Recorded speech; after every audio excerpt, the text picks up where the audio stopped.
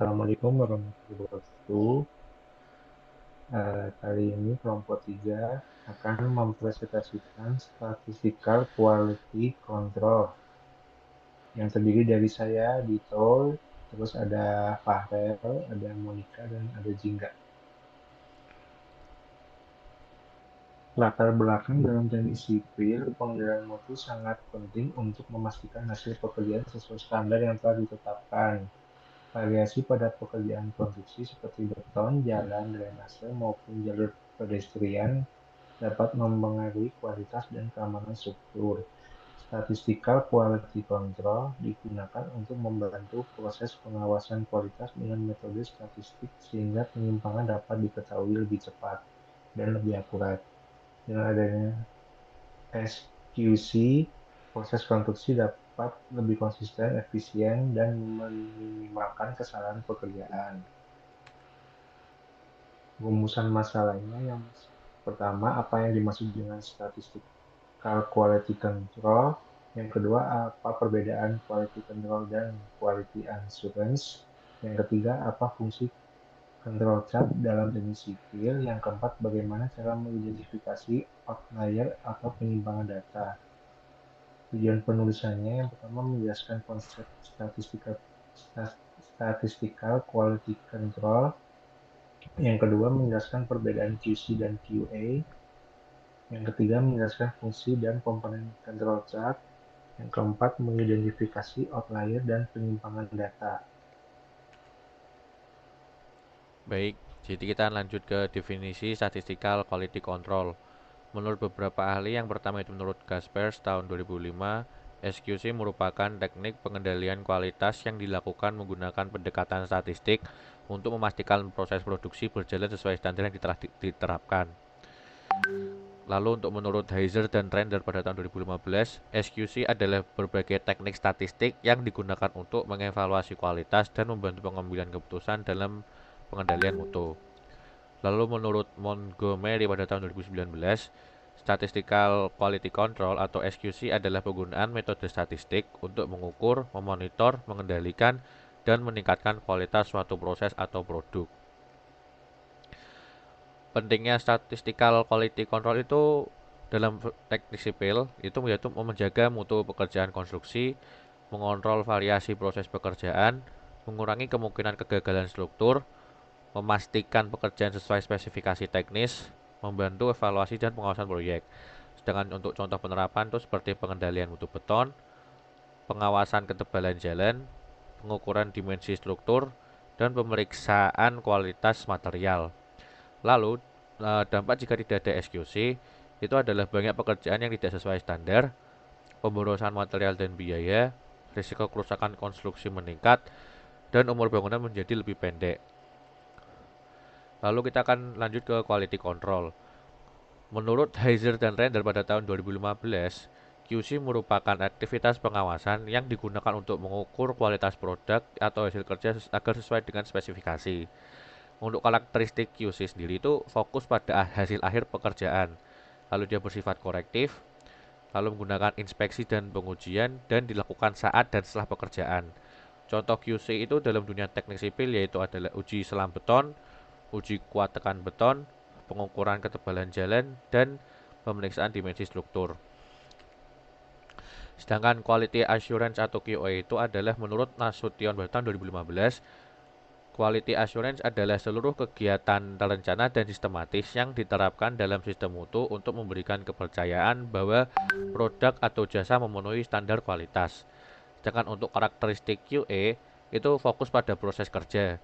Lalu dia itu sifatnya preventif, dilakukan sebelum dan selama pekerjaan, dan menjamin prosedur sesuai standar. Contoh QA itu adalah penyusunan SOP proyek, audit mutu proyek, pelatihan tenaga kerja, dan pengawasan metode kerja. Berikut adalah perbedaan dari quality control dan quality assurance.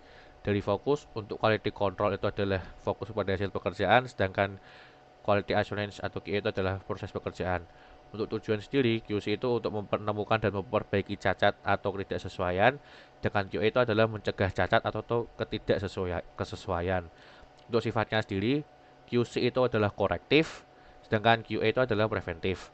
Untuk waktu pelaksanaan, QC itu dilakukan saat dan setelah pekerjaan, lalu sedangkan quality assurance itu dikerjakan pada saat sebelum dan selama pekerjaan.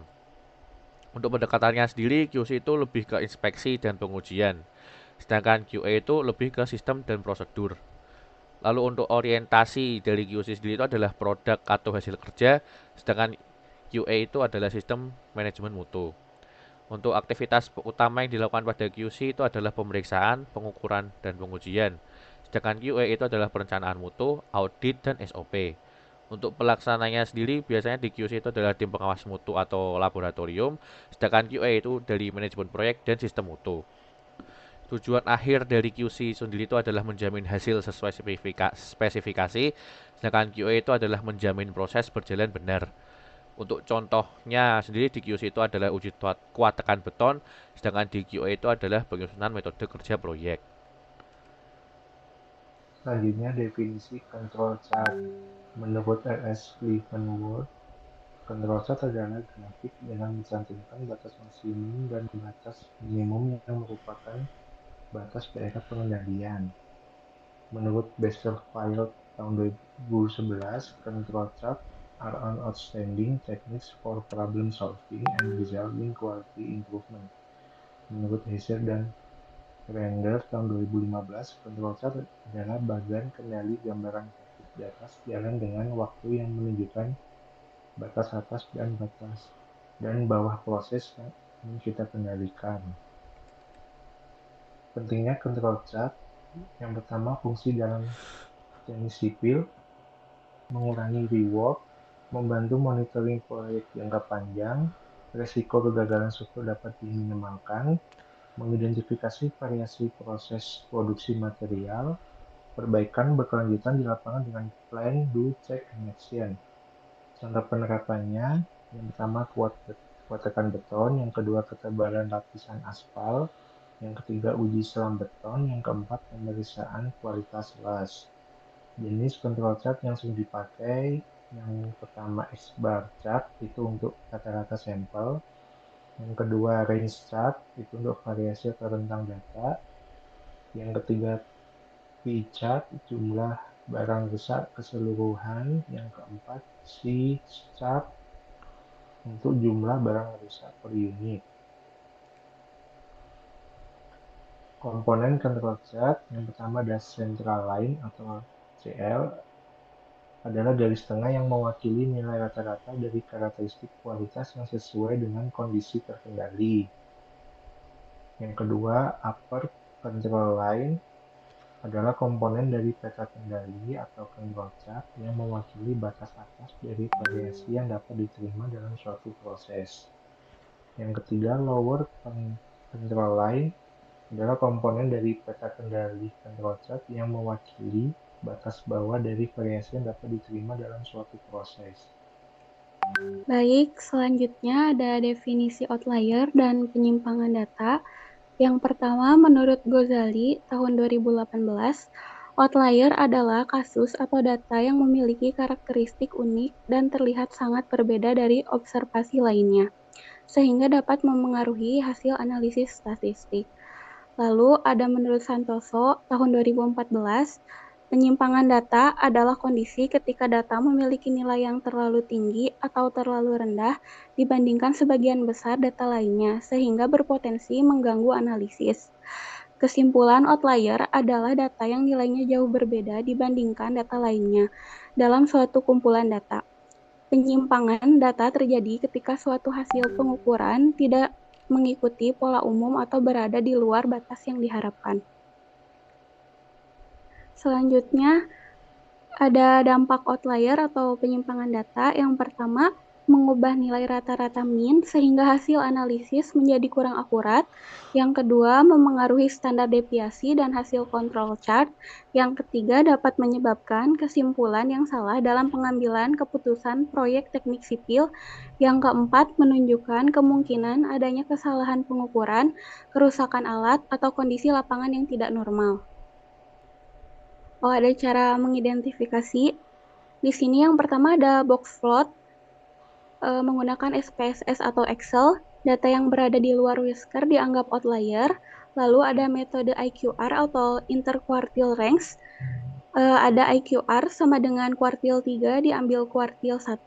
Lalu ada batas bawah sama dengan kuartil 1 diambil 1,5. Lalu ada batas atas sama dengan kuartil 3 ditambah 1,5. Lalu ada Z-score, data dengan nilai Z-score lebih dari plus 3 atau kurang dari min 3 biasanya dianggap menyimpang. Selanjutnya ada control chart. Jika data melewati upper control limit atau lower control limit, maka data dianggap tidak terkendali atau menyimpang. Baiklah, ada soal berikut. Pengawasan proyek mengukur lebar jalur pedestrian dengan standar lebih kurang 3 meter. Data pengukuran yang diperoleh adalah sebagai berikut. Terdapat 10 data titik dengan lebar sebagai berikut. Selanjutnya, menggunakan Excel, yang pertama mencari nilai mean dan standar deviasi data. Dalam Excel, mencari mean menggunakan rumus sama dengan average dalam kurung seluruh data, mulai dari data titik 1 hingga 10, didapat nilai sebesar 3,1. Dan cara mencari standar deviasi menggunakan rumus sama dengan STDF dalam kurung data 1 sampai data 10, didapat nilai sebesar 0,24. Yang kedua, cara mencari nilai UCL dan LCL. Rumus UCL sama dengan mean ditambah 3 dikali standar deviasi. UCL sama dengan nilai mean yang tadi 3,1 ditambah 3 dikali 0,23 sama dengan 3,8 meter. Sedangkan LCL digunakan dengan rumus mean sama dikurang dalam kurung 3 dikali standar deviasi. Dengan nilai 3,1 dikurang 3 dikali 0,23 didapat nilai sebesar 2,4 meter. Yang kedua, menggunakan SPSS. Pertama, masukkan data variabel view pada variabel view. Yang kedua, memasukkan data lebar pedestrian pada data view. Yang ketiga, pilih analyze, lalu descriptive statistik, lalu klik explore. Yang keempat, pindahkan data lebar pedestrian ke samping kanan, lalu klik statistik. Dan oke. Yang kelima, centang bagian outliers, lalu klik continue, dan oke. 6. Cek kembali hasil mean dan SD atau standar deviasi pada SPSS. Yang didapat nilai mean pada SPSS 3,07. Standar deviasi 2,406. Yang ketujuh, hasil penyimpangan outlier dengan box plot. Pada hasil data terdapat dua data ekstrim yang menyimpang atau outlier, yaitu 9. Data ke-9 sebesar 3,7 meter dan data ke-6 sebesar 2,8 meter. Selanjutnya, ketiga, apakah ada data yang menyimpang? Berdasarkan hasil box plot SPSS terdapat data yang menyimpang atau outlier, yaitu pada titik ke-9 dengan nilai lebar pedestrian sebesar 3,7 meter dan berada jauh di atas kelompok data lainnya. Hal ini menunjukkan bahwa nilai tersebut berbeda secara signifikan dibandingkan mayoritas data yang berada pada kisaran 2,9 sampai 3,1 meter. Selain itu, pada titik ke-6 dengan nilai 2,8 meter juga terlihat berada di bawah whisker box plot yang menunjukkan adanya penyimpangan ringan. Dengan demikian, dapat disimpulkan bahwa terdapat data yang menyimpang terutama pada titik ke-9.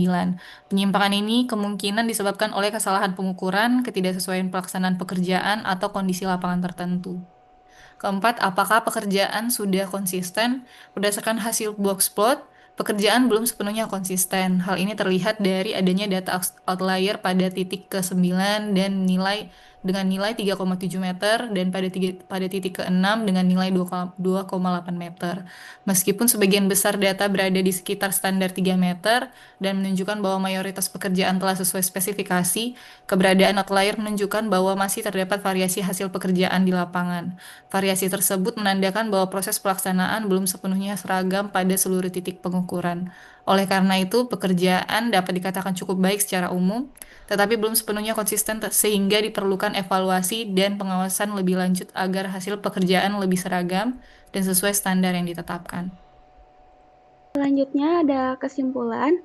Statistical Quality Control merupakan metode pengendalian mutu yang menggunakan teknik statistik untuk memonitor, mengendalikan, dan meningkatkan kualitas pekerjaan dalam bidang teknik sipil, penerapan SQC sangat penting karena dapat membantu menjaga mutu konstruksi agar sesuai dengan standar yang telah ditentukan, serta meminimalkan terjadinya kesalahan dalam pelaksanaan proyek.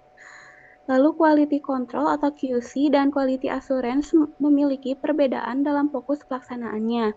QC berfokus pada pemeriksaan hasil pekerjaan untuk mendeteksi kesalahan atau cacat, sedangkan quality assurance berfokus pada pengendalian proses kerja untuk mencegah terjadinya kesalahan sejak awal. Kedua metode tersebut saling berkaitan dalam menjaga kualitas proyek konstruksi. Lalu control chart merupakan salah satu alat dalam SQC yang digunakan untuk memantau kestabilan proses pekerjaan melalui batas kendali berupa center line, upper control limit, dan lower control limit. Dengan menggunakan control chart, penyimpangan kualitas dapat diketahui lebih cepat sehingga tindakan perbaikan dapat segera dilakukan. Selanjutnya di sini ada daftar pustaka. Lalu, terima kasih untuk waktunya. Sekian pemaparan dari materi dari kelompok kami. Mohon maaf bila masih ada kekurangan. Wassalamualaikum warahmatullahi wabarakatuh.